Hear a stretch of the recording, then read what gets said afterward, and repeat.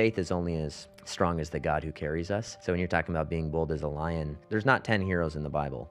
There's one. And that's why I'm thankful even when I mention those heroes, because you got Moses who doubted, David who struggled with sin, Abraham lied, Job who got anxious. You have Elijah who was despairing. The characters in the Bible that you name your kids after are the people that struggle with the same thing you struggled with, Ray. And God is kind and compassionate and gracious with them. And so I would say, first of all, to go to the Lord in prayer and to cast those cares. And obviously that may be nebulous, so I would want to do that with them. And then I would also say that faith is a community project. Sometimes people are anxious and they feel that shame. Part of confessing your sin to someone else or confessing that struggle with someone else is so that someone else can pray with you and say, hey, listen, let me remind you of the character of God. Let me preach a sermon to you right now at Starbucks so that you would be rooted and grounded in the reality of who God is. Because I think sometimes people struggle with anxiety by themselves. So they read a book on anxiety by themselves, pray that God would take away their anxiety by themselves, and then they see no progress. But the reality is we're to spur one another on, and part of spurring one another on is that some people are prone to be deeply anxious, and so we need each other. We need brothers and sisters, and Titus 2, older godly men and women in our life. The Christian life was never meant to be lived alone. So